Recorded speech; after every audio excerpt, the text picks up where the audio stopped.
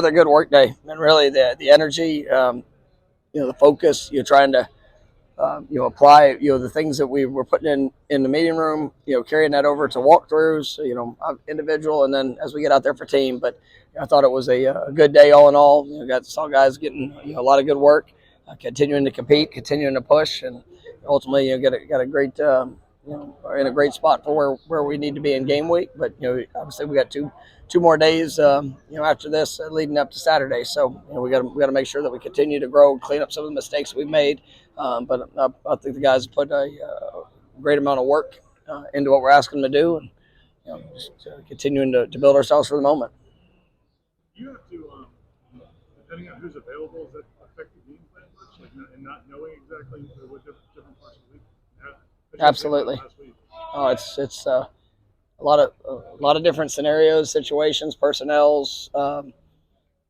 We've said since we got here, and it's been true. I mean, this is an offense that's built for playmakers, and we have a lot of them.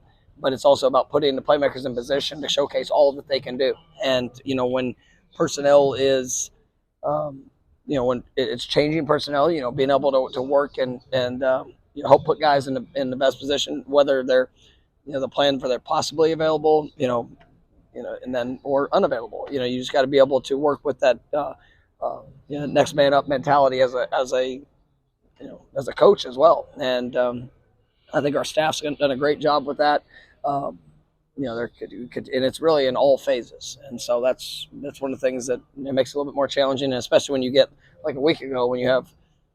We're down 5 receivers. I mean, and really limited even more than that in practice, which was challenging. But you just try to put together Plan A through however many letters you can count, and go apply it whenever it kicks off.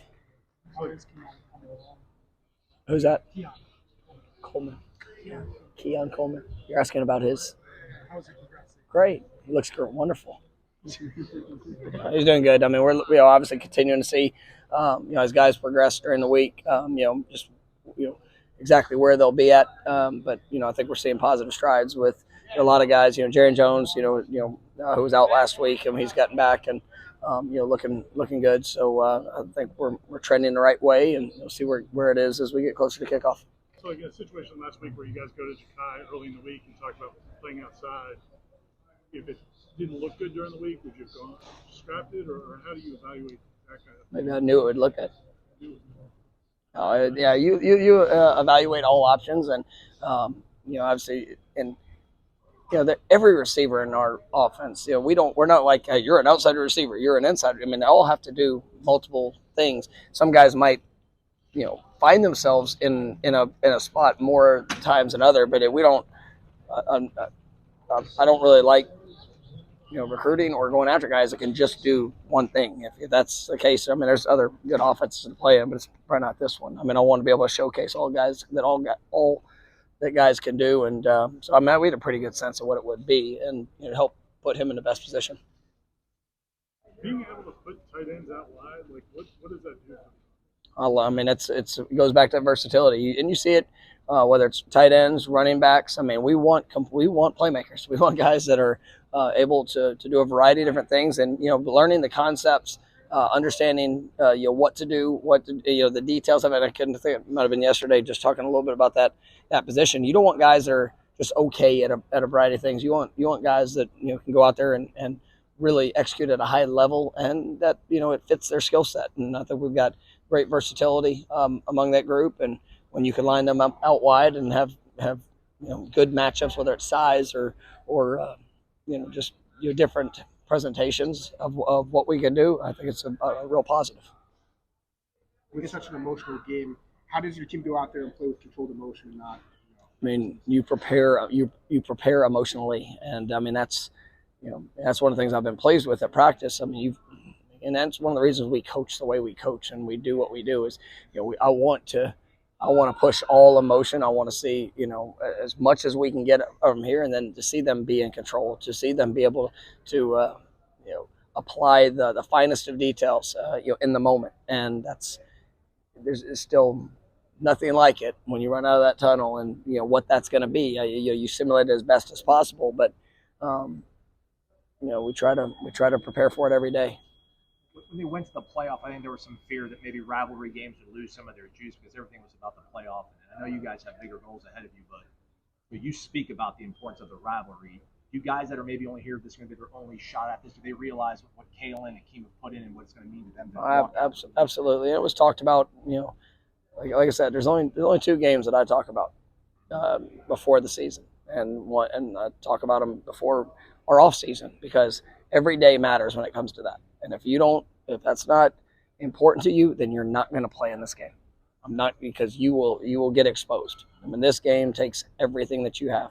I'm grateful that I get the chance to coach in this game. I mean, it's special, and you respect the past. You respect every game that has been played before.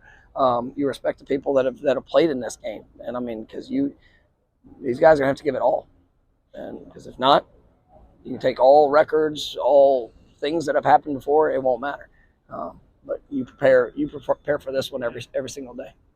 The 2021 team was really young and needed some moments against Miami to kind of grow and develop and build confidence. How do you think that win that day helped a lot of those guys, Jordan and some of the other ones too? Yeah, it helped a lot of guys. I mean, I think, that was one of those emotional days, and that they got to be in it, and I thought they controlled it. They responded. We started off really well. There were some things that happened in the game that we talked about that would probably happen, and I thought our guys maintained their control and composure throughout it, and they were able to execute, and even through the swings of it. I mean, we were up early. We found ourselves down late, and had to go, and whether it was special teams, we made had a field goal there, and one of those challenging situations of what are you going to do, what's it going to look like, but it was field goal, defensive stop, and then offensive touchdown there to go win it. But that was something that was needed as much as anything else. To be in that game, to have to show all the preparation, to show all the investment and the work for the payoff of how that game played out, just as much of just the game in general. So it was really big. At this point, it's week 10. You kind of are who you are. Even if you change like a quarterback like Miami may, is it based on what the team is and whether or not they can change something drastically at this point in the season based on personnel? So you're asking me on our preparation for them based off their personnel? I guess just you've seen what they are on film. Is that what you expect, or is there something they could probably radically do with a new quarterback? We're preparing for Van Dyke to play. I mean, that's like I know I mentioned it yesterday. I was asked about it. If there's something different, we've seen Emory as played to started the whole Clemson game, so we've got our thoughts there, and obviously that was a big win for them. But we'll have plans for all things that we could see, but there's been plenty of times you get into a game, and we saw it early in the season, that guys would maybe do certain things that they haven't shown before. We'll adapt, adjust, and go get it done, and go be able to execute to the rules and the things that we've been working on. And I've got a lot of confidence in what our team will do if we need to adjust. With Ryan went to kick a field goal early in practice, you guys had the noise, call timeout, even though it's a home game this week, just trying to create pressure, team pressure. Every day.